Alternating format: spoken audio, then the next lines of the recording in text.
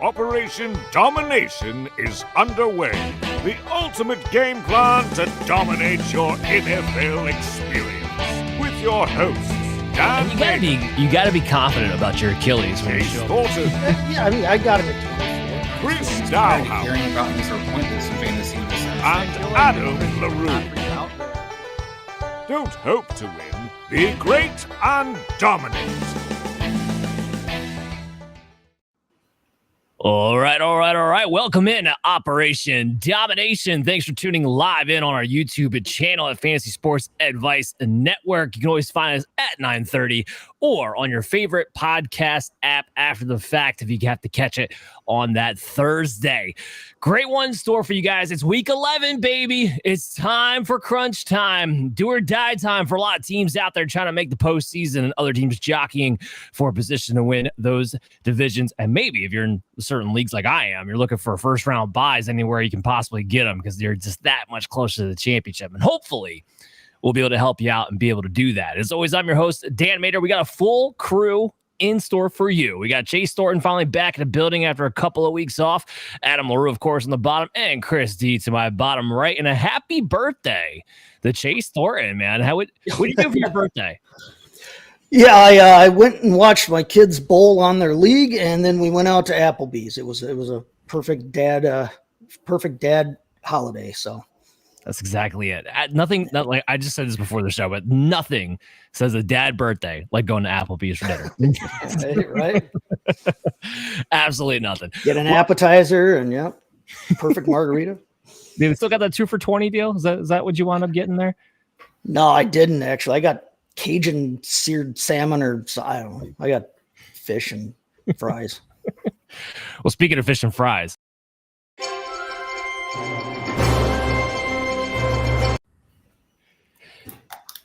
Adam.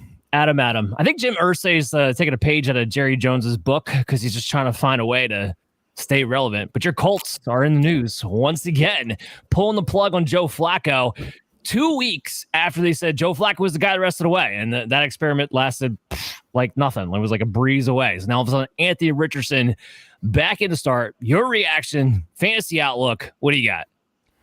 From a fantasy perspective, I mean, honestly, after the past 2 weeks, I don't think it changes all that much, realistically. If Pittman was healthy, you would feel worse about it. You definitely feel worse about Josh Downs, but that's like the only piece that's been meaningful. While he wasn't running well himself, Richardson, the run game was better when Richardson was playing, so I think it's a slight boost for Jonathan Taylor. I don't think it's a massive one by any means, but I do think there is one. Outside of that, I don't know that from a fantasy perspective it changes much. I mean, we didn't love what we saw with Richardson from a fantasy perspective at the beginning of the season. I don't think there's any reason to expect much different. At this point, I think the only logical explanation outside of just a complete power struggle between the three parties involved here is that he was benched for the tapping out thing. And they were protecting him from the media by just claiming performance. It has to be one of those two things. So with that in mind, I mean, maybe you feel a little confident that that him getting the job back means that he's shown something in regards to better preparation. I don't know that he'd have to show it to me first. I'm not just going to be baselessly optimistic. But if you are into that, there's a nugget. But yeah, I think it slight downturn to downs, slight up for Taylor, and otherwise I don't think much shifts. Yeah, I mean, I guess with the downs thing, you're looking at the silver lining of, well, the last time AR played, he did have 4 catches for 9 targets, 109 yards, and a touchdown. That was the only game he played well. I mean, and we've only seen one game this season where Anthony Richardson's had more than 10 completions in a single game. So I think this is more than just a little downturn for Josh Downs. I think this could be actually a major downturn for Josh Downs. And we add in the fact that Michael Pittman came back. It was an estimation, but he was a full participant in practice, meaning they're expecting him to be coming back this Sunday. And I don't know if I love the idea of him having more weapons to not be able to get the ball to. I do agree with you on the Jonathan Taylor point. The running game was more effective when Anthony Richardson was in there. That is for sure. So that's the silver lining if you are looking for one. Shane Waldron fired. There were some interesting reports going on around this one because there was some talk that maybe the veterans here were actually asking for Caleb Williams to be benched before Shane Waldron got fired. I think the veterans could be DJ Moore and Keenan Allen. Probably wasn't anybody else. Probably just those two, most likely. But Chris, what's your take on Shane Waldron? Thomas Brown's not going to be the offensive coordinator. Well, the Shane Waldron part, thank God. I mean, this is something that I'm actually proud of some of the franchises out. Now, I wish they would listen to us over the summer when we're warning them about some of the coaching staffs they're putting together.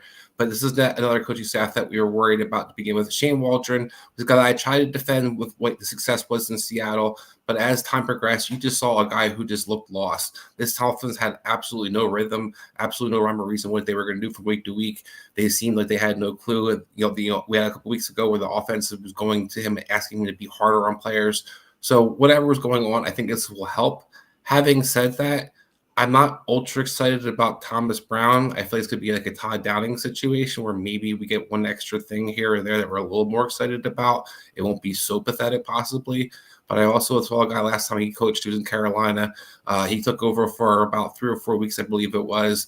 And we watched an already new to Carolina offense neuter itself even more where we're throwing like 2-yard passes. We'll get this offensive observations, but I don't want to see more guys throwing 2-yard passes in the NFL right now. So I'm a little bit worried about overall how this kind of materializes for the Chicago Bears, but I think it's a move that had to be done, and it had, hopefully it helps Caleb in some kind of capacity. Just to try to play devil's advocate with you, Chris, just to try, if you're going to be the person looking in the glass half full, try to find a silver lining. You could say, well, the big problem that Caleb Williams has had, he's holding on to the ball too long and he's making error decisions based on that. Maybe if they do simplify the passing game, design it short, get the ball out of his hands a little more quickly, maybe he's able to build some kind of rhythm off of that. I'm with you that I'm not excited by Thomas Brown whatsoever. Just to try to play a little devil's advocate, potentially, maybe that would help in some capacity. But for fantasy purposes, I don't think it helps a whole hell of a lot. The Shane Waldron point, I'm with you, dude. Like, you guys can talk about whether or not you should have benched Caleb Williams instead. Shane Waldron wasn't going to be here next year regardless. This coaching staff is not going to be here next year regardless. So go ahead and move on. It really doesn't matter. We have a few questions coming in the chat. Want to get to those. George, he's got Gibbs and he has Barkley as his running backs. He also has he wants to talk about maybe trading DeAndre Hopkins for Christian McCaffrey. Should he do it? Chase, what do you think? No. Listen, here, George, here's the thing. Jahmyr Gibbs is running back 7 on the year on a points per game basis. I know that you don't like the 50-50 usage, but you're still getting number 1 running back production out of him. In fact, if you trade him for Kyron, that's actually almost a half point fewer average per game that you're getting out of Kyron Williams at this point right now. The only reason that you're upset with Gibbs or you're unhappy with Gibbs is because you know that David Montgomery is there and Gibbs could have so much more. But how much more do you really want than the running back 7 overall? I'm not making that trade. I'm going to keep the depth on my bench there with Hopkins. I assume he's depth on your bench or you wouldn't be trading him. I'm not making that deal. I'm going to disagree with you, Chase. I would make that deal. Christian McCaffrey is a very good running back schedule the rest of the way. He came in and he missed 8 snaps the entire game his first week back. He could be RB1 overall. You're talking about what's better than RB7? RB1. And that could be Christian McCaffrey. So I would do that deal. DeAndre Hopkins is a fine little piece to have, but it's not enough for me to not take that shot to have a Christian McCaffrey and Saquon Barkley to close out the rest of the year, if in fact that deal could get done. We got more questions coming in here. Do I trade Devontae Adams and Tracy for Mike Evans? Chris, what do you think about this deal? I would definitely not pull that deal. Unless you're loaded at running back, I think Tracy's got all the makings of at least an RB2, if not an RB1, possibly moving forward. You've seen him take over that Giants backfield. I know it's the Giants. I'm excited about having the Giants, players, but one of the things you are excited about is this team has nothing to play for. A young running back that usually they get carries, usually they get touches. Mike Evans, we're not really sure when he's going to come back as. We're not sure how healthy he'll be. This guy's an older player. Sometimes it's a little longer to get those guys back in shape, especially after major injuries. They kept them up last 4 weeks. And then Devontae Adams has been frustrating, but what you're looking for is a red zone guy with Mike Evans. You're pretty much getting that with Devontae Adams. You just haven't really had the touchdown production you're hopeful. So I think there's way too much you're giving up for that. Yeah, I tend to agree there. Tracy being the key there. He really talk about running back, nice schedules. Giants on a big one coming up here over the next few weeks. We got more questions coming in. ETN, Bateman, estimate Myers or Pittman in the flex. Need 3. Adam, go. Ooh, fun. Okay. I want to go Myers for sure. I'm going to go Myers, Estime, and Bateman. All right. I like it. We'll just stick with it. Who start? Ya boy. Who to start in the flex? Full PPR, Odunze, Pop Douglas, or Daddle? Chase, which one would you go with this one? I don't like any of them. Not Dowdle, because I don't want anything to do with Cowboys that aren't named CeeDee Lamb, and I'm not sure I want him. Take Odunze versus the Packers. Maybe the switching offensive coordinator works. I think Odunze can find himself open against the Green Bay. I'd take Odunze. I think if you need a ceiling play, I agree with you. Pop Douglas should just have some floor play there against the Rams. Figured Patriots have to come back from behind. Is an easier question. Justin Herbert or Sam Darnold? Justin Herbert. He's been on a tear lately. Get a nice matchup here against the Cincinnati Bengals. Darnold's dealing with a little bit of an injury. So I'm definitely going Justin Herbert all the way. All right, so let's get back into the show. Thank you for all the questions. Keep them coming. We'll get to them as we can get through this, but it's time for the DFS Cocktail Hour.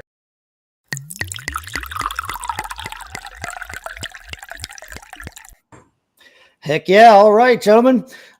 Listen, it's been, we're going to keep it simple tonight. We're going to make a classic margarita on the rocks. It's been a long fall so far. Summer's long gone, but I still think we can dream of a simpler time when the weather was nicer and warmer and everybody on our rosters was healthy and we weren't worried about, what the quarterback situation was going to be in Dallas or anywhere else. So why not make a drink to go with those memories of a happier time, right? Looking at the game lines and the totals, one game really jumped out to me that I wanted to look at. It was Baltimore at Pittsburgh. It's got one of the week's highest point totals, and that blows me away to think about. Try telling somebody 10 years ago the Ravens Steelers was going to be this high scoring, juggernaut affair. They'd have laughed you out of the building, but here we are, right? The biggest thing I want from this game, as I get my shaker with ice in it here, the biggest thing I want from this game in DFS is the Pittsburgh pass game. Baltimore gives up the second most fantasy points to the quarterback position and the most points to the wide receiver position. Now Kyle Hamilton's banged up. He missed practice today. Things could get even worse for this team that was inexplicably really good last year against the pass, and this year not so much. That's better for us, though. Russell Wilson is relatively cheap this week at $5,900. I'm taking that. George Pickens is not cheap at $7,000, but I still expect him to return value in a smash spot here. So with the Ravens giving up an average of 22.7 points per game to the quarterback position, Russell should have no problems returning investment. Pickens has cleared 20 fantasy points 2 of 3 games with Mr. Unlimited at the helm. Plug those guys both in. So now at running back, if he's healthy, I like Aaron Jones this week at $6,900 as we pour ourselves 2 ounces of tequila. I'm going with Reposado. That's what I like better, but if you like Blanco, go for it. Tennessee gives up over 20 fantasy points per game to running backs. That's the 12th worst in the league.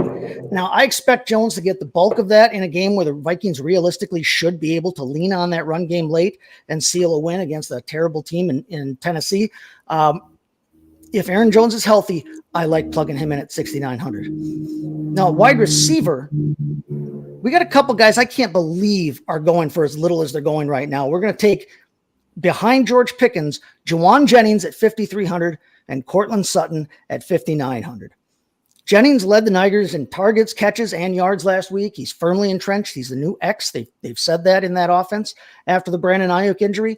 And he appears to be ahead of Ricky Pearsall in the pass game pecking order, at least for this week. Seahawks pass defense is bottom 12 in the league against the pass. I've been a big Jennings fan in Dynasty. Now I get to be his fan in weekly and daily too. So we're taking Juwan Jennings there at $5,300. As for Sutton, he's only been a top 4 wide receiver for the last 3 weeks. Okay. And he's done that while only scoring 1 touchdown in that time frame. Now the Broncos look like they might be a team, but anyway, the Falcons give up the 9th most points to wide receivers. Sutton is 5,900. He's the same price as Jalen Waddle right now, but he's an upside wide receiver 1 for the 23rd highest salary at the position. At that price, I'm going to tell you to take me to Cortland. All right. Sticking with that Denver-Atlanta game, we're going to be taking the Broncos DST at 2,900. Okay. It's a cheaper play than some of the games with the bigger spreads, but you're getting the 2nd highest fantasy scoring defense for the 10th overall pricing. They're a top 10 defense ranked this week too. Atlanta hasn't been a cakewalk for fantasy DSTs, but I still like Denver's chances there. Now we're going to pour ourselves 1 ounce of Cointreau there. I like Cointreau. Maybe you guys have seen the commercials lately with Aubrey Plaza in them, but it's the best thing to make a margarita with. We're going to go with tight end now, and we're going to pay way down, and we're going to go with Jonnu Smith of the Miami Dolphins at 3,800. He gets a bit of a boost this week because he's playing a Las Vegas team that sucks against the tight end position, but it's actually a pretty tough go for wideouts. They're 28th, 29th in the league in terms of wideout points. So I like that to boost Smith this week. He's cheaper than his ranking is, and he's averaging 8.2 points per game. If he can clear that or hit that, that'd be great return on that pricing. So that leaves us with 2 spots left, our running back and our flex. Now, this is where you guys are going to come in. I'm going to give you guys 3 options I like for that second running back spot. And we need to, well, I guess we don't actually need to come to consensus on who we're taking, but we're going to figure out who we're going to slide into that second running back spot. First up is David Montgomery at 6,500.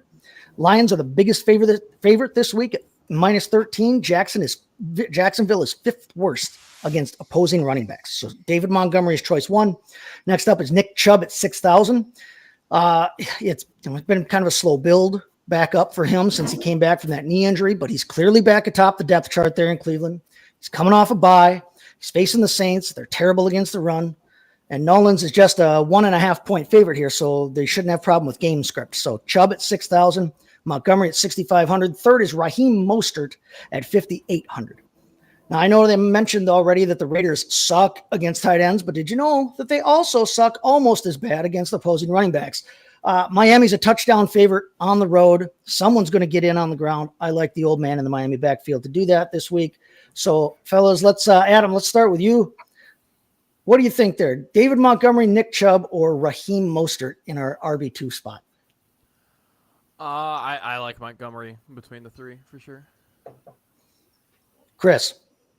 Yeah, I'm going to go with Adam on this. I think Montgomery has the most floor in the game that you expect that Detroit should be able to win pretty handily. Usually when that's the case, David Montgomery is usually closer for this team. I'm a little concerned the offensive line isn't quite healthy and look definitely different with opening up the holes. But I look at the other guys, I don't necessarily see that them have a chance to fall in the end zone times David Montgomery. So I think he's got a safe floor, but also one of the higher ceilings of the 3. All right, Dan, give us your thoughts here as I add our ounce of fresh lime juice to this. I mean, I think for me, it depends. Are we building this lineup as a single entry double up, or are we building this lineup to win a tournament? Because I do think Nick Chubb would be a little bit more of a contrarian play if it's going to be more of a tournament situation and a very good matchup at $6,000. I don't think a lot of people would go his way because he hasn't looked great. And this would be the game where maybe he doesn't need to look great, but the Saints are so bad 31st against running backs that he'd fall in the end zone a couple of times. If we're building a double up, then I'm going with David Montgomery. I would suspect that by the second half, by the fourth quarter, Detroit is putting the hammer to Jacksonville and just running out the clock. So for me, it's going to depend on what situation we take this from. On Raheem Mostert, right now, man, I don't even know if Raheem Mostert gets 5 touches because they're going back and forth between Jalen Wright and Raheem Mostert as far as who the backup is for Devon Achane. So he's definitely out for me. All right. Sounds like we got kind of a consensus there because I like David Montgomery too. That's why I put him first up there. Lions, like I said, 13-point favorites this week against Jacksonville. Jacksonville is terrible. So we'll plug David Montgomery in there. And that leaves us with $5,800 to spend now on our flex position. So let me tell you some of the people who are in play here at $5,800. And you guys can let me know what your thoughts are. We still have Mostert available. He was $5,800. Jameson Williams from that Detroit game at $5,800. Tyler Lockett is also $5,800, taking on the San Francisco in San Francisco. Or there's Brock Bowers at $5,800. Javonte Williams is 5,700. I don't know that I like that based on some of the stuff that you've put out lately there, Dan. Amari Cooper's 5,700. Hopkins is 5,700. So do we have any thoughts about what we want to do there for that flex position there? Any of those names jump out at you, Dan? Can we go Cedric Tillman for 53? I got him as the top 8 wide receiver this week. I'm fine if we want to go Cedric Tillman at 53. It saves it, Hey, if I'm you not want to gonna go Cedric Tillman 53, I'm going to talk about Cedric Tillman later on too. But I mean, at $5,300 against the Saints, it's hard to ignore. No, it's a great price for him, and I agree with you that he has been amazing since he ascended to that starting role. It saves us $500 that we can either use elsewhere or just sit on. But yeah, so Dan says Cedric Tillman. Adam, you got a suggestion for us here? I'm happy to ride with Cedric Tillman. I'm excited to hear what you have to say later, but I definitely love Cedric Tillman, what he's done in this offense so far. So I'm with you. All right, Chris, you got anything else you want to look at there? I'm going to ride with Dan. I mean, receiver 2 to Jamar Chase, since he's taken over that full-time role from Amari Cooper moving on. This guy's been a PPR machine. He's been one that we talk about half-point PPR on the show, but we're doing it. DFS is usually full-point PPR. I like Cedric Tillman an opportunity versus that number 1 Saints secondary. All right, well, then we plug Cedric Tillman in there. That's going to give us Russell Wilson at the running back positions, as I add a fancy little round ice cube there. And we're going to go with Aaron Jones and David Montgomery. We're going to have George Pickens, Cortland Sutton, and Jawan Jennings in our wide receiver slots. We're going to have Jonnu Smith at tight end. Our flex position is Cedric Tillman for $5,300, and the Broncos DST rounds everything out. There's your margarita. Enjoy. Beautiful. While Chase was talking, giving us our great DFS breakdown, we had a couple questions come in. Potato Juice, TJ Hawkinson or David Njoku?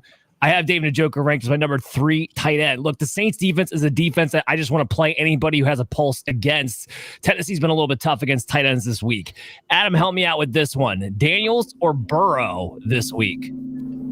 Ooh, that's a good one. I think I want to go Daniels. I know he hasn't looked his best so far this season, the past couple weeks since he had his injury. But matchups with the Eagles seem to go one of two ways. Either the Eagles stomp on you or it ends up being a game that you want the other team. I just like the potential upside there a little bit better.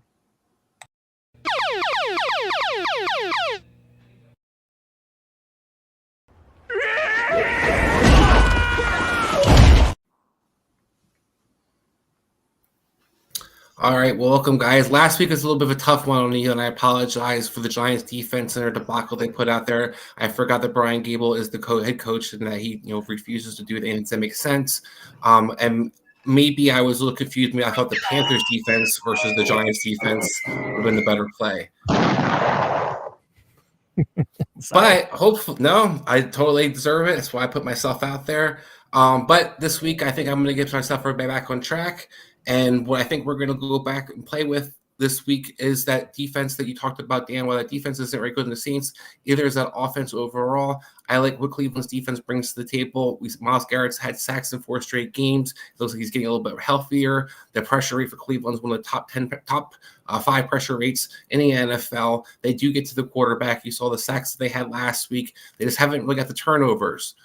Well, they're playing the Saints. I always think there's a good chance for some turnover opportunities there. MVS is not a guy I'm necessarily worried about blowing at the top again off of defense. Other than the big plays, that's only Cleveland's kind of been their big Achilles heel. Other than that, they've actually played really well defense overall. So I like Cleveland's defense as the dominating defense of the week.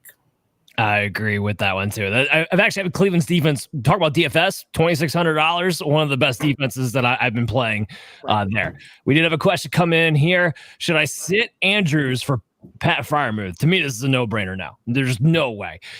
Isaiah Likely might be back this week. Doesn't matter. Andrew's been consistently finding the end zone. Pat Freiermuth's not getting targeted enough. He's not wallowing in the George Pickens galore that has been for Russell Wilson. So I'm not going for that route myself. But with that, we do have offensive observations. You find me offensive. I find you offensive for finding me offensive. All right, Dan. So we saw Shane Waldron lose his job, and deservedly so. But one of the things we need to talk about is how coaching does impact the game, and how that you can put yourself in positions to absolutely waste talent, like the Chicago Bears are doing. And we've also seen guys do this, throughout the weekend. This past week, I watched the debacle of that Dallas Cowboys offense, where Cooper Rush went out there, a veteran backup, and was proceeded to ask to throw nothing but 2-yard passes. I don't care who you are. I don't care if you're Aaron Rodgers, who, by the way, was doing the same exact thing this past weekend, throwing nothing but 2-yard passes. Your offense cannot function that way. And as a result, like that Jets offense, where Aaron Rodgers only completed one pass over 10 yards, when you have Garrett Wilson, for God's sakes, as one of your receivers you're throwing the ball to, Devontae Adams out there, who was just basically turned into Greg Dortch. I don't understand why these coordinators continue to mess up what they're doing with the offenses. And we see it impact us fantasy-wise. We always talk about fantasy. We love the idea of, when we get an opportunity, what's the volume going to be? Well, volume definitely matters when you're going to have guys like a CeeDee Lamb, who's one of the most fantastic receivers you can be, and you're asked to run nothing but 3-yard patterns. I understand you want to get somebody the ball. I understand there's different ways to kind of do that. But so far, all we've seen teams that have been successful is when they're willing to take the chances to stretch the field. Yes, you might have games like Jameis Winston turning the ball over 3 turnovers. Yes, you might have games where the ball is going to be in other people's hands, but it at least gives you a chance. And as fantasy owners, it's something we definitely deserve and want to see. Please, God, let us not have to watch any more of Aaron Rodgers or coaches like Brian Daboll. So this guy is getting a scotch. Everything we blame on Daniel Jones. The reason they lost the Carolina Panthers this past weekend, and why I look so bad for defensive, my recommendation last week for defense, is Brian Daboll has absolutely no clue how to put together a game plan. This guy does everything opposite that makes sense. You go against a team like the Carolina Panthers, who are atrocious versus a run, so they don't use Tyrone Tracy until basically the second half. We all know Daniel Jones is the most accurate guy. Yes, he definitely missed some throws. Yes, there were some plays that should have been down the field that he could have completed. However, it doesn't, and Adam, we'll get to you in a second, but one of the things I kept watching, was Shane Steichen do the same exact thing to Joe Flacco, where Joe Flacco was put in position to do nothing but fail. So I bring all that up because I think it's time for us to start demanding some better. We don't want to see any more Jerry Jones screwing up on the offenses. I don't think Ron McCarthy's any good. I don't think Aaron Rodgers really has anything left anymore. I don't think Caleb Williams has gotten a free chance to, kind of develop as a quarterback and hasn't completed passes like he should down the field. But having said that, the one common denominator I see on all 3 of those offenses is you close your eyes and look up and change the uniforms. All 3 of them look exactly the same. They ran the same plays. They used the same vanilla offense of schemes, and they used the same running plays. They didn't have any idea of how to kind of build on something. I think ultimately that's what we're going to see progress for Shane Waldron's firing, is can you have a rhyme or reason for what you're doing?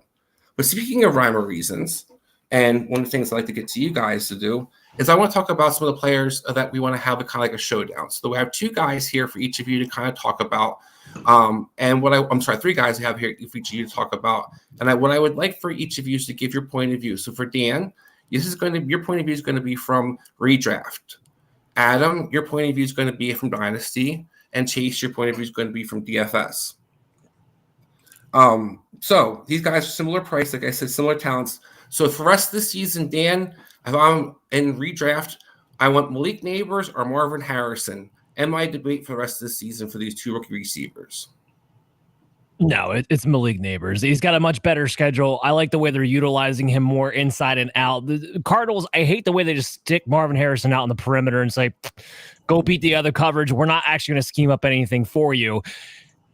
And it's been super hit or miss as a result. I don't care if the Giants go Daniel Jones. I don't care if the Giants go Malik Neighbors. His target share is much more secure moving forward the rest of the season. So it's Malik Neighbors for me. All right. Adam, for Dynasty-wise, do I want Malik Neighbors or Marvin Harrison?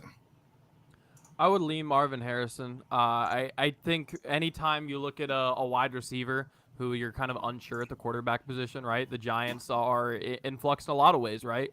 I think that there's a very real, and if you listen to their owner, Mara, real possibility that GM and coach stay. and they're picking the quarterback. There's a real possibility that it's a completely new regime. It's a very real possibility that GM's out, but Dable stays, or the opposite. We have no idea what this franchise is looking at in the next 2 to 3 years. And to me, they're very similar talents. I slightly preferred Harrison moving in. I think what I've seen on tape over the last year, I would probably at least close the gap. I think they're very similar levels of talent, if not neighbors slightly ahead. But I know that while I'm not necessarily thrilled with the regime or the offensive play calling in Arizona, I feel it's much safer that Kyler is the quarterback there than what is likely to be the quarterback for the next 2.5 years for the New York Giants. If you're chasing upside, maybe Neighbors the guy, right? A great separator with a potential rookie who's looking for guys that are open and not throwing to spots. But nonetheless, I think the safer bet is Harrison. And he's going to, he's done a pretty good job so far of maintaining his value from draft day, despite some of the slow weeks. All right. And then Chase, I know that it depends on matchup, but they have similar matchups, sometimes usually similar prices. If you're having more than likely for a good matchup for DFS wise, who do you like, Malik Neighbors, Marvin Harrison? I like Malik Neighbors pending what happens with their quarterback situation. He seems like he's got a rapport with Daniel Jones. He might be the only person that's got a rapport with Daniel Jones, but Malik Neighbors is the smash star. He's the one who has the skyrocket ability this year. We talked about Marvin Harrison, and Marvin Harrison's only got one game all year where he's had double-digit targets. Malik Neighbors does that on a weekly basis, way over that. In fact, he had 18 targets in week 2 for crying out loud of his career. He's the one that can get you the higher stratospheric numbers this year. Going forward, we'll have to see. But from a DFS standpoint this year, yeah, you're looking at matchups, but if you're looking for the guy that I think is more often than not going to have the higher shoot for the ceiling, it's Malik Neighbors for me. All right, so Malik Neighbors seems to be everybody's go-to. The next guy I'm going to start with you, Chase, right off the bat is back JSN or Cedric Tillman. Dan talked about the value. We spoke with Cedric Tillman this week, but JSN has been a similar price range most weeks. Which one do you usually ride for DFS? Oh, this hurts because I'm a JSN dude. I like him a lot. I've got him all over the place in Dynasty. I've actually got Tillman all over the place too. I'm a Browns fan, but it's Tillman. It's Tillman for me. Jackson Smith and Jigba looks really good. I think he looks like what they thought he could be, and I think he looks like, he will be shoving Tyler Lockett out of town at some point. But DK Metcalf is still there. DK Metcalf should be the alpha in that offense there. Cedric Tillman has just been phenomenal since he ascended to the starting role. I don't know why the hell they had him sitting around, what they weren't seeing from him in practice before. They kept bringing in all these little guys like Judy and Eli Moore. But it's definitely Cedric Tillman is the guy with the higher ceiling here. Again, based on matchups and that, you may have a different perspective week to week, but more often than not, I think it's Tillman. All right. Going to you, Adam. Who do you got for Dynasty of those two guys? Personally, I prefer the long-term talent and prospects and upside of Cedric Tillman. But what I will say is, if you are offering me, right, like throwing one of them onto a team that I have, right, I'm going to take JSN because he's simply worth more on the open market. And I don't like him at his cost. I like Cedric Tillman at cost much better than I like JSN at cost. Right. But if you're throwing me one of them, then I'm just going to take JSN and trade him for something I do like, because I can trade him straight up for, Tyreek Hill at this point, just because his value is fugazi. I don't know what's going on over there, but I would rather have Tillman on my roster to answer that part of the question. But at the same time, in the consensus Dynasty land, at least what I'm seeing in the trades and the leagues that I'm in, and as you know, for my segment, I dig into the databases of what's going on in trades, and JSN's definitely valued higher consensus wise. So if I had him, I'd be a lot happier because I could just trade him for a receiver. Have the more valuable asset. I like it. And then for Dan, we're playing for that championship. Who we trying to ride for that receiver? Do you like JSN or Cedric Tillman? It's Tillman all the way. We already saw the upside of JSN was supposed to become when DK Metcalf was out. And he had the one good game in week 9, but outside of that, they didn't really target him down the field. He's very limited to his specific role. And as a result of that, I don't really see where the ceiling is. And now DK Metcalf is expected to be back this week. So now there's a 3-man timeshare with DK Metcalf being the lead. Cedric Tillman's been the number 1 target for Jameis Winston since he's taken over. And this thing it's not going to go away. I mean, Jameis Winston, we got to go with the ups and the downs and everything like that. But they have a tough match against Denver and a tough match against Kansas City. But outside of that, you get Pittsburgh, who's been receiving points to wide receivers. You get Saints this week. You even wrap it up with, Miami down the stretch. So I like Cedric Tillman the rest of the way. All right. And one last one for everybody. Stick at the receiver position. A guy who's been out, been underperforming. Another guy who was supposed to have some good games here or there, but struggled as well. Returning both these receivers. DJ Moore versus Tank Dell. Which one would you go with moving forward? I'll start with Adam here. Yeah, from a Dynasty perspective, this is so tough because I love both these guys from Dynasty. I both of them at points this season. I think there's been buying windows. I'm still interested in buying DJ Moore. I do believe in DJ Moore moving forward in Dynasty specifically, not necessarily this season. And Tank Dell, I think, was earlier in the season, and I think we're kind of getting away from that with maybe with Nico Collins coming back. There will be a new buy window, but I mean he's done pretty well, I would say. While he's been the only guy. From a Dynasty perspective, I think that I want to lean towards Tank Dell. We know that he's a great separator. Both of them have at times demanded a large target share. DJ Moore's a little bit older. We're a little bit more concerned about that quarterback situation. I loved Caleb Williams. I still believe in Caleb Williams.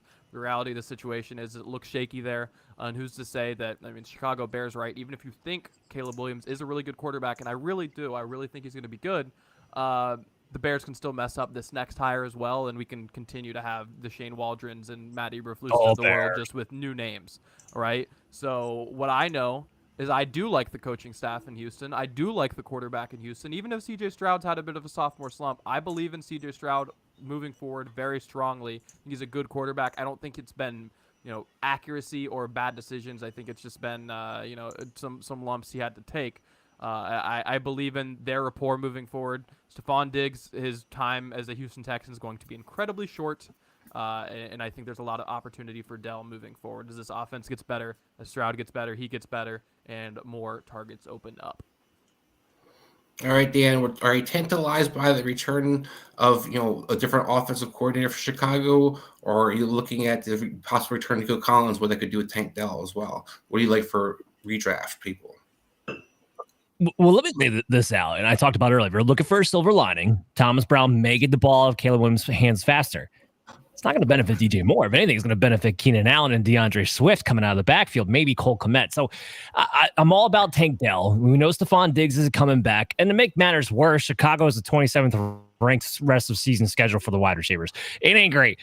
So I'm not going with DJ Moore here. I do like Tank Dell to kind of have a consistent target share. Things should open up. He's not the same player he was last year. I think he'll get back to that, to Adam's point, next year. But for this year, having Nico Collins back should help open things up, actually, for Tank Dell, I believe, moving forward. So it's Tank Dell for me. All right. And Chase, ending with you this segment. Yeah, this is a tough one. This is going to be completely matchup based because it's just such an unknown right now with both of them in terms of, what's that offense going to look like now for DJ Moore moving forward under Thomas Brown, and for Tank Dell. I mean, will he continue to be, as big a part of that pass game when Nico Collins comes back? That is something I'm not really quick to buy into right now. Their pricing right now, Tank Dell this week is $900 more. He's at $6,900, just below, like I said, just below George Pickens, who was $7,000. I don't think he's worth that. So it's going to be tough the rest of the season. It's going to be completely matchup based. I mean, I like DJ Moore probably going forward, especially if he continues to linger behind Tank Dell in price. All right, hopefully let's go down to the field. But one thing we want to do is check some temperatures. Well, one thing we're going to do first is check out another questions. We got more questions coming in here. And this is a tough one. Sit one. Aaron Jones, Chase Brown, Terry McLaurin, or George Pickens? Chris, Who would you sit here? Well, great choices, but a lot of difficult matchups in some senses. I'm going to stick to the guy who I think has been the RB1. It's the youngest of some of those guys talked about. I'm going to go with Chase Brown. Look, I know it's the Chargers defense. It's a tough matchup on paper, but this is a guy who's going to get plenty of opportunities, especially when they get in the red zone. It's not starting one. It's we're sitting one. We're sitting one. Oh, we're sitting one. We're sitting one. Oh. Well, then I'm going to be sitting George Pickens in this one. It's really difficult for me to say. I think this is a tantalizing matchup in so many ways versus the Ravens defense. But I think one of the things you're going to see is the Ravens are going to be able to bring a lot of pressure. I haven't seen Russell Wilson get blitzed a lot this year. I know he's living off the moon ball. George Pickens does well off of that. One of the things I think, though, you're going to see that usually Baltimore does worse versus the quicker receivers. They do with big, tall receivers. I know that you saw Jamar Chase go crazy. I know you want to put George Pickens in your lineup, but I lean slightly towards putting him on my bench. If I had to go a different guy, I'd probably put McLaurin. All great choices. Hard to pick one. Just know at the end of the day, you can't pick wrong, so don't worry about it too much. Hot so hot in here. All right, we're gonna keep the Dynasty talk rolling. We got to talk about Cooper Rush there a little bit in the coaching segment as well. So Chase, we're going to get to you and get to Cooper Rush here really quick. I mean, we're getting to that awkward point in the Dynasty season, right, where teams with buys, with injuries, what have you, are kind of desperate for a super flex quarterback, someone to stuff in that super flex spot in a lot of situations. And at least by the numbers, Cooper Rush has been an answer for a lot of those teams. He is so far the third most traded quarterback over the last week, 945 trades. So getting a very, very liquid player, and relatively inexpensive, right? So he's a Dynasty third, fourth for rookie drafts, Jordan Mason, Parker Washington. So nothing too crazy to go get someone that can go fit that slot. Now, we did just talk about how dreadful it looked and how they just got the crap beat out of them by an Eagles defense that we don't necessarily think is that great. So, Chase, bottom line, is he worth the third, fourth Parker Washington? No, one of those guys. Can he? Maybe it's better to rephrase this because that's a pretty low cost. Do you think he outscores in that super flex spot, say, a wide receiver 3 or a running back 3? Because if that's the alternative, the cost is what the cost. By virtue of the position he plays, that's always a possibility. But if we're talking Dynasty and we're talking trying to build our roster, whether you're competing, whether you're rebuilding, whether you're soft rebuilding, whatever, I just no thank you on Cooper Rush. I'm sorry. Last week, Trey Lance threw an interception. He threw one interception in 6 pass attempts. He only scored 1/2 point for the game. Cooper Rush had 23 pass attempts and was outscored by Trey Lance.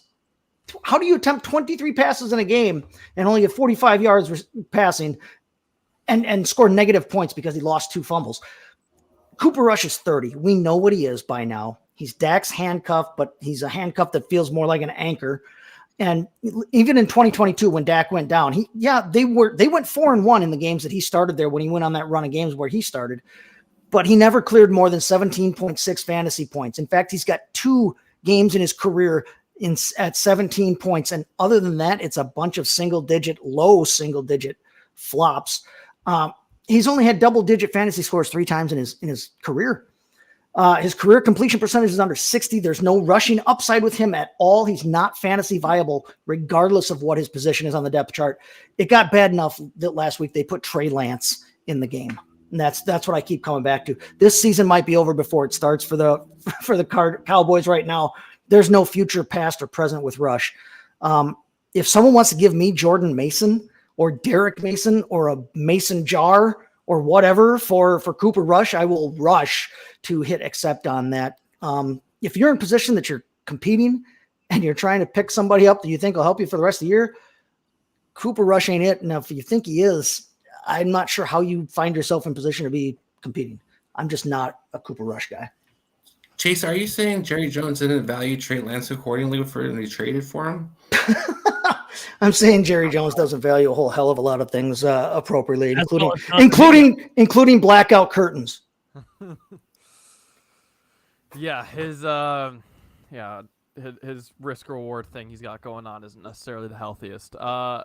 Chris, I'm gonna throw you a player that I know you love. I had no choice because the next two players, you are a big fan of both of them, so I had to give you something. Either way, that's Calvin Ridley. He's actually become relatively affordable, and I know off air you and I were looking at how his usage has changed. The last few weeks since Hopkins left, and it looks good. And I think the biggest part of the question is Levis, right? So let me go through the values, and you let me know how you feel about this situation. Calvin Ridley, right now, he is the ECR wide receiver 21. He is, I'd say, relatively fluid. He's not, quite like Cooper Rush, where, he's the most moved guy by any stretch of the imagination, but he is the 12th most traded player, 7th at the wide receiver position, so fairly liquid. And he is the ECR wide receiver 21 and keep trade cut dynasty value wise. However, he is the wide receiver 51 value wise. Straight up, some trades that I found are Keon Coleman, Alec Pierce, Travis Etienne, Jerome Ford, or a second round pick. And I think to me, something like that, the running backs or Alec Pierce, I think are very, very interesting. But I'm curious what you have to say. I'm not as tempted by those kinds of names, Adam. I mean, the Keon Coleman might be the one that tempts me the most, the second rounder possibly. Look, I know people like Calvin Ridley. I know he's inconsistent, and it took DeAndre Hopkins moving on. Will Levis is a concern, but last week wasn't too bad for Calvin Ridley. He had 2 touchdown catches, which was his season high. With Will Levis as the quarterback returning. So it's not just Will Levis can get him the ball. What he's becoming is the priority of the offense to get him the ball. He is receiver 1 on the offense. They don't really have anybody else to kind of siphon from that. Moving forward, he has a pretty good contract, so I think he's going to have at least one more year that he's going to be a featured part of the offense. They might be able to draft players, but more than likely they're moving on from that Will Levis with that draft players. If they could add a piece or two offensive line, this offense could actually be a legit offense. Calvin Ridley is not bad. What I think he showed you, Adam, people believe, all agree, is that when he's actually used properly as a guy that can run a full route tree, he can be a guy who's a solid receiver. I'm not saying he's going to be Jamar Chase or that he deserves to be a receiver 1 per se, but I will say that when we talk about some of those second-tier receiver 1 guys, like a DJ Moore, why can't he put the same numbers or be that kind of player? So I think Calvin Ridley is a guy that I'm not giving away in Dynasty. Yeah, no, to be clear, when I talked about Jerome Ford, ETN, Pierce, I would happily throw those pieces to go get Calvin Ridley if I'm a contender, which I definitely agree with your assessment there. 100%. I think Calvin Ridley is a very good investment for a contender at the moment. Speaking of good investments for contenders, though, another guy, Dan, Najee Harris. How do you feel about him? Right now, he is the ECR running back 24, the keep trade cut. So again, dynasty values, right? He is at running back 26. A little less liquid. Again, we're kind of moving down as far as that direction, but still over 500 trades over the last week. 8th running back most traded, 29th overall most traded player. Some trades for him include, and he's a little pricey for an RB2. Jamison Williams, a 1, Cade Otton, Kirk Cousins, or a 2. So he's kind of in that late 1 to early 2nd evaluation, it seems, from what I could gather. So, Dan, based on that, based on their schedule the rest of the way, if you're a contender, are you throwing assets to go get a Najee Harris? As he's improved, this offense has improved seemingly. What are your thoughts? If I'm a contender, I would definitely Jamison Williams, Cade Otton. Yes, I would go ahead and pull that trigger for sure. I'm not giving up a first. I would contemplate a second. Najee falls in this interesting scenario where we don't know what team he's going to be on next year. And there's good running backs coming out of the draft class this season.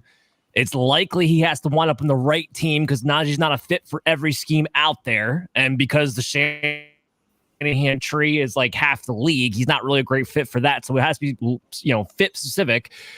So he kind of is a little bit of an enigma in that sense. But right now, Arthur Smith has made a correction when running with Najee Harris. He's actually running him in more gap schemes instead of zone. That has been playing out dividends for him. He's getting, even with Jalen Warren splitting the snaps, he's still getting 20-plus carries. So he's still falling into the end zone.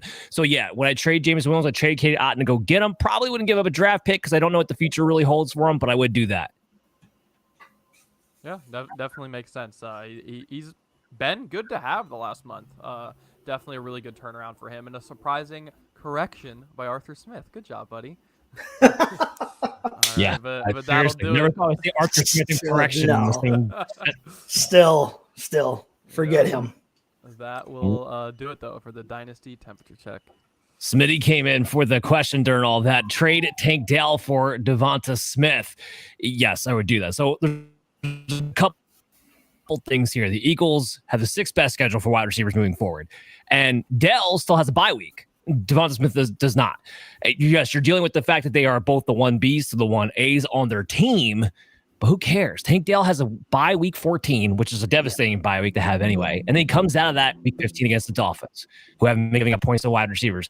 Week 16 against the Chiefs, who have been even worse, giving up points to wide receivers. He doesn't get a good matchup until you face week 17 against Baltimore. You would be able to use Devonta Smith during that time. So, yes, go ahead and pull the trigger on that deal if, in fact, you're going to be able to do so.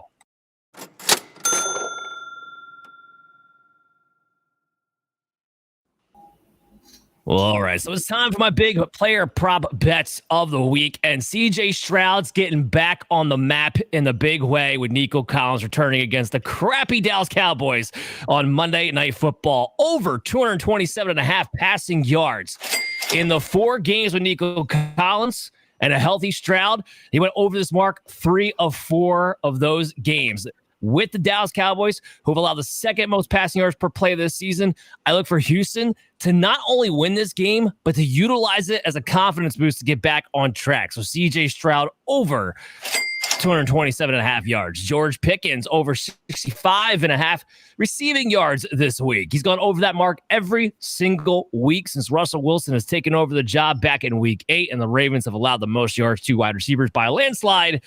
Thanks to Jamar Chase, but George Pickens over 65.5 receiving yards. Christian McCaffrey back in the saddle. We got him over 77.5 rushing yards this week. Seattle's allowed the 7th most rushing yards and the 7th most rushing yards per play to running backs. McCaffrey returned and played 89% of the snaps day 1. Didn't have a setback. Guess what? Shanahan's full aboard the CMC train to save the season. We got him over 77.5 rushing yards there too. So those are my big player props of the week. And I'll crush you like a paper cup. So as we always do, we cap it off with our must starts and our must sits, our crush and busts. Adam, who is your crush for the week? It's not a massive crush, but I will say, relative to ETR or ECR rather, I think I'm about 10 spots higher on Jacoby Myers. I think he's a firm wide receiver 2 rather than mid wide receiver 3. I like it a lot. I mean, look, he's a primary target and he's done very well. Ben, exactly what I said, a firm wide receiver 2 in the games that he's been without Devontae Adams and was doing pretty well. Otherwise, we obviously just got the Gardner Minshew news today as well, which I think does help. I mean, look, he can hyper target one guy. He's not the best quarterback in the world, but he can certainly do that. Ultimately, again, not thrilled. Miami has been tough for wide receivers, and we saw that against like the best wide receiver team on Monday night. But I still think that he is a firm starter, not someone who you're thrilled about, not a wide receiver 1, but a firm starter in Jacoby Myers. Love that. Yeah, that's a big one for me this week too. A big flex play in my rankings.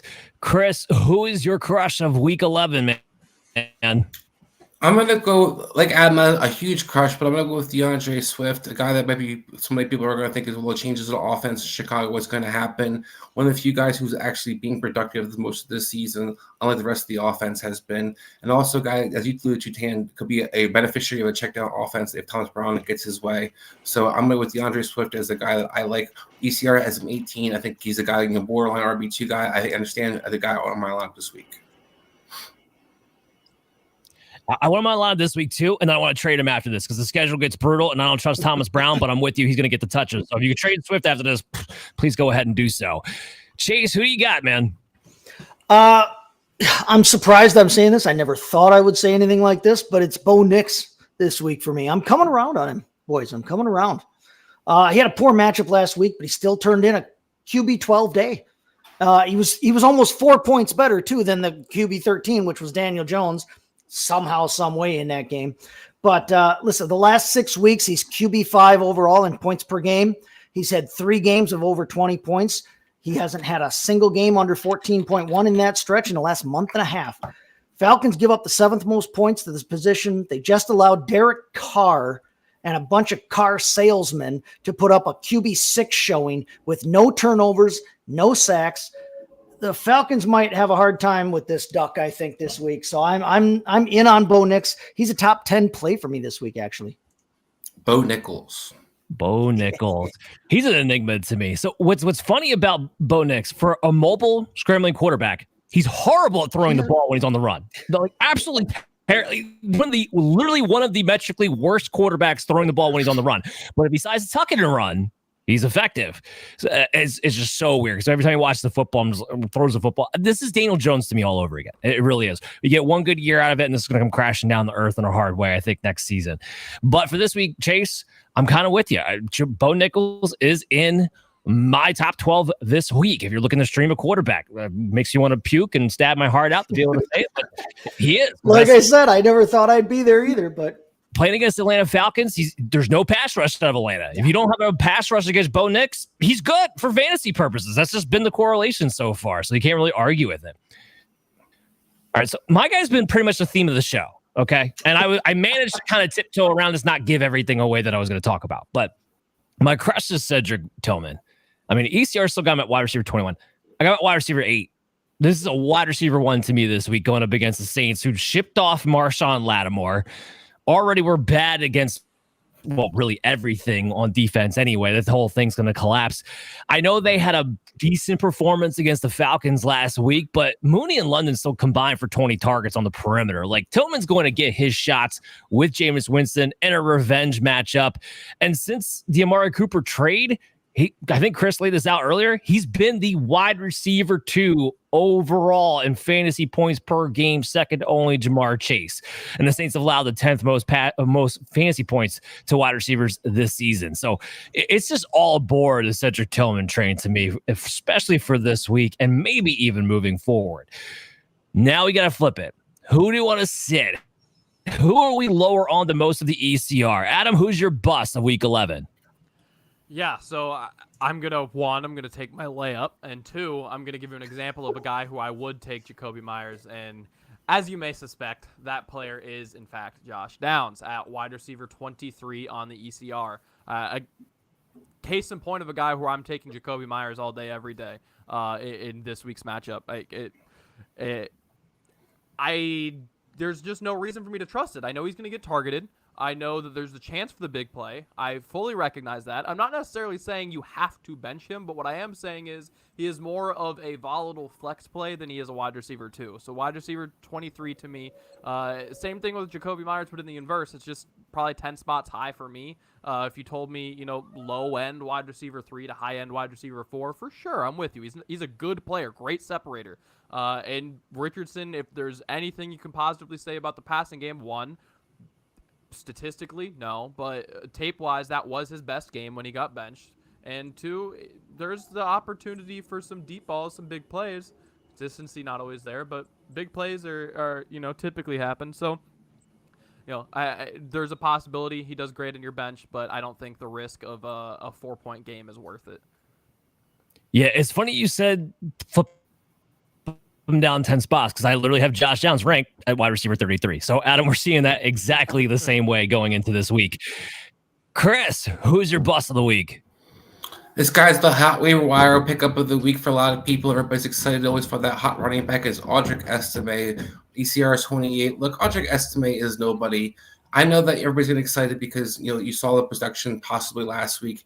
He had 12 carries, 53 yards. He wasn't very efficient with that. Yes, he fell into the end zone. Maybe it's possible against versus Atlanta again. I'm not going to jeopardize my week necessarily trying to shove Andre Estime in my lineup. We know this Denver offense has been madly inconsistent with their running back usage this entire season. Knowing Sean Payton will probably find Tyler Beatty out, off the woodwork this week and throw him out there just for hell, for shits and giggles. So this is a game that I am not going to sit there and waste Andre Estime as a guy that I have in my lineup this week if I can avoid doing so. Chris, tell us what you really think. Nobody. You are nobody, Andre Estime. To your point, though, the guy wasn't targeted once, only ran 7 routes. He's only going to be a ball forward 15 carry guy because they're still going to involve Javonte. They're still going to involve Jaleel McLaughlin, even if Estime established himself as the lead rusher. Well, Dan, I want to clarify too. And I mean, Andre Estime is just, I'm not necessarily extremely impressed by his talent, but I think he's got some talent. I think he's just a guy with this offensive line the way it's constituted. They don't block for anybody in a running game. And Sean Payton can't stick to the running game for shit for most of the season. So that's 2 things I think he has going against him more so than just his talent skill set. No, can't disagree there. Chase, who's your bust of week 11? I don't know that it'll be a giant shock to everybody, but mine is Travis Etienne this week. He's running back 25 this week on the ECR. I think everybody assumes that he's going to just be a volume back like we all assumed in preseason when we were taking him as the RB7, 16th overall. He's RB40 right now in half PPR, both in total and in points per game. Detroit's tough against opposing running backs this week. They're giving up the 6th fewest points to position. Mac Jones is at quarterback. There's not a ton of threat to that pass game, I don't think, with him there. So Detroit can focus on stopping the run if they want to. And even as the passing down back that he's been operating as, and getting the bulk of the action in a winnable game last week, Etienne only had 1 target last week and 11 carries for 43 yards total, 43 yards total. This game is not going to be as close, I don't think, as last week's weirdly close game with the Vikings where they couldn't finish drives and had to use their new kicker 4 times. This is an offense I don't want any part of right now if I can help it. And, Etienne's just a running back 4 for me. He's going to be outside my top 36 for sure, even though this week he's ranked at running back 25. I don't want to touch that with a 10-foot pole. No, don't blame me for not wanting to start him. I think the question coming in here from the ECR standpoint is, what's the injury to Tank Bigsby? Because he came out there with an ankle issue. Is he going to get a lot of the volume? Something, by the way, I'm using this as a plug. Something, by the way, we're going to talk about with Dr. Brian Scott tomorrow, 8 p.m. Make sure you check us out on social media at FF Advice Network. It's live. We'll be dropping it again on Friday and on our podcast apps. I think that's more the question. I'm with you. Even I ranked him as if Tank Bigsby is either going to be limited or doesn't play. I still only got him up to RB28, and it's not really very exciting in a matchup against Detroit, who's not just good against running backs on the ground. They've given up the 4th fewest passing yards to running backs too. So there's really no easy pathway here for Travis Etienne this week. There's no easy pathway for my bust guy too. And I try to avoid going with this player because I literally just had him on my bust list like 2 episodes ago. I didn't want to have to talk about him again, but then ECR went ahead and put him in the top 36 of wide receivers, and I can't figure out why. Jalen Waddle is my wide receiver 50. It's not even close. This guy shouldn't even be sniffing your lineup this week. He's had a 16% target share since Tua's return. He hasn't had more than 6 targets in a single game during that time. Now, when I talked about this 2 weeks ago, I brought up the fact that Devon Achane was a big problem because he had become the number 2 target to Tyreek Hill. Well, we have a new problem. It's Jonnu Smith, who has an 18% target share since Tua's return. That's a new problem. So now Jonnu Smith's getting targeted more. Devon Achane's getting targeted more. Tyreek Hill's a freaking wrist injury hanging on by a limb, and he's still getting targeted more than Jalen Waddle is. And part of this, too, is Tua. Look, 7.4 yards per pass attempt, down from 8.3, down from 8.9 over the last 2 seasons. This offense is keeping, Chris, to your point earlier about teams checking the ball down and keeping everything close. The offense is operating within 7 yards of the line of scrimmage. Period. Doesn't matter who it is. That kills Waddle because he has to get that deep throw down the field. This is just a bench stash in case the wrist injury of Tyreek Hill finally goes, and then maybe there's some target consolidation based off of that. But right now, Waddle does not need to be anywhere near your lineups. So that's my bust of this week. Just before we close out the show, we have a few questions here coming in. Mr. Magic, he's 7-3. Good for you. Who should I package for a high-end wide receiver? I'm not going to read all of the names here. But Chris, if you could give me an idea of what you would maybe try to move if you could. Well, I'm not really sure who you're aiming for as the high-name receivers, but if I'm looking at the package, I think your running backs are good. You don't want to touch those. I would try to look to move maybe Jones and Smith, Devonta Smith, and maybe package those two together. I like the upside of Cup. Evans coming back off the injury. He probably has that roster spot to kind of hold on to. I'd wait to see the upside. I like Tillman a lot as receiver one for this Cleveland offense moving forward. So I'd probably look to package those two guys. And I do like the idea of getting CD Lamb out on buy low, even with whoever the quarterback winds up being. Do you? Are you sure about that? Because we just watched two quarterbacks combine for 70 yards the other week. No, and look, could be a problem regardless, but I also look at the Eagles situation with Devonta Smith, for example. I like Devonta Smith a lot. When A.J. Brown's healthy and playing, Devonta Smith gets forgotten about a lot of the times. We didn't even see Saquon Barkley utilized in a blowout with victory last week. So when he's mixed into the equation, it's hard to feed all those mouths. I like the idea of there's only one mouth to feed in Dallas at CD Lamb, period. Okay. I disagree completely. I'm trying to run away from that Dallas offense as fast as I possibly can. I think that whole thing is about to go up in a flame of smoke. But yes, target share wise, 100% CeeDee Lamb. Would you trade a Kyren for Mike Evans and Brian Robinson a full point PPR? Adam, what do you think? I don't think so. No, I would want the Kyren side there personally.